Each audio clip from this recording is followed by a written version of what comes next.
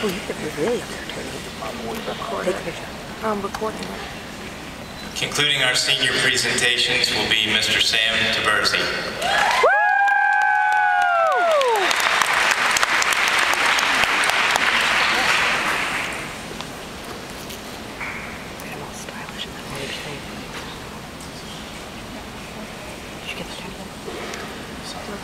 Good afternoon. Sam? Today I'm going to hit you with what I think is some pretty valuable information. And I'm going to do it all for free, so just sit back and enjoy it, I guess. Alright, I'm going to get started today with a pretty fair statement, and that is that every day we make steps. They are both the motions that we take with our feet to reach our destinations, and the actions that we take with our minds and our souls to reach our aspirations. They are what keep us moving, both literally and metaphorically. And today, I'm going to start with a very personal story about some people that took a step towards their dream, and how on this day, that dream has been fulfilled. In 1986, my parents were both broke and a lot younger. They both held jobs at Sparrows Point Steel Mill and had 2 young girls running around the house.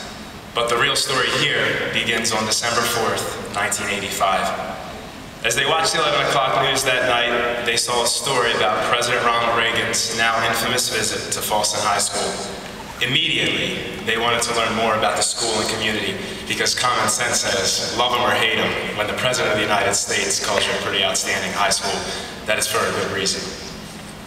They decided they wanted their children to be exposed to Fallston's proud tradition of academic excellence. So over the next year, they took a step, and my father, with the help of his family, built the house we live in today with his own hands. My parents weren't really interested in impressing people. For the first year, the house was unfurnished. And for a long time, they weren't really certain how they could afford it. But to them, that didn't matter. Because what they were certain about was that their children would receive the best education that the state and even the nation could offer. They knew that the values Fallston instilled in its students would in turn give us more opportunities than they ever had.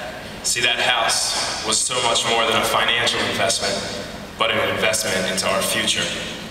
And now, after 22 years of hard work and sacrifice, I am the last of their 4 children to graduate from the school.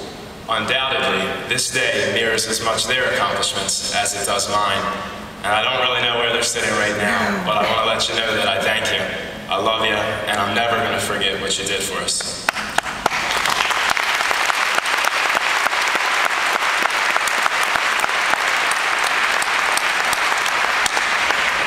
I'm sure that all of us have people here with us today, or with us in spirit, that have helped you reach this stage. So I urge you, in the haste of celebration for yourself, to take time to thank those who have made this day possible. It has been said that a journey of 1,000 miles begins with 1 step. That is a quote that I think about often, and one that offers an inspirational truth, that no matter how big or complex your dreams may be, sometimes just being strong enough to get started is the hardest part. It means that just having the guts to take a chance could mean the difference between success and failure, and that if you believe with the tiniest amount of faith, nothing will be impossible for you. Today, we've reached the end of a 12-year journey, and there were certainly times where we thought it would never end, but we believed, and here we are today. And when we make our first steps out of the door today, they're going to represent the first steps of the next journey. Only the beauty of this one is that we choose the roads and paths we will take. Our steps are molded with freedom, and we truly are the freest people in the freest nation in the world. There's a lot to be excited about.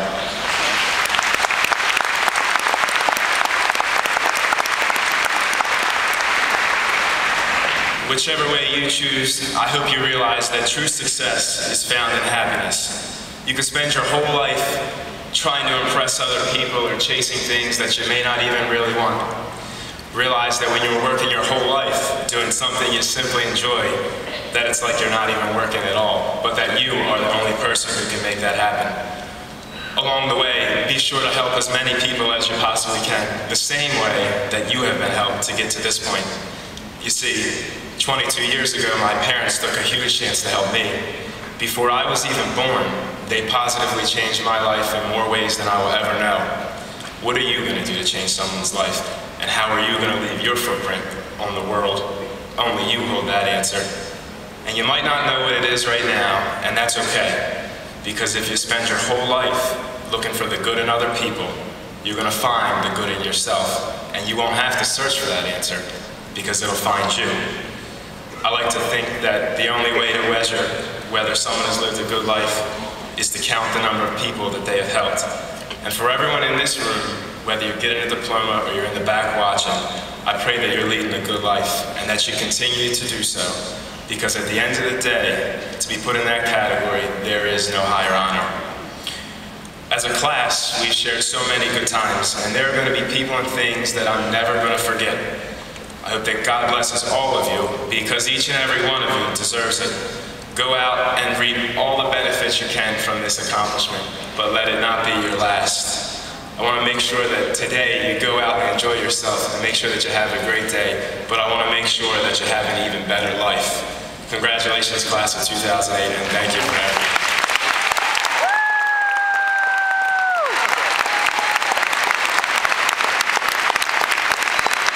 What did you think?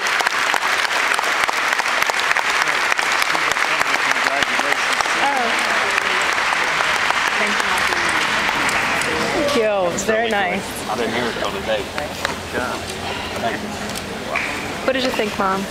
Tell Sammy what you thought. Mr. Hess, members of the Board of Education, I certify that these candidates have met the requirements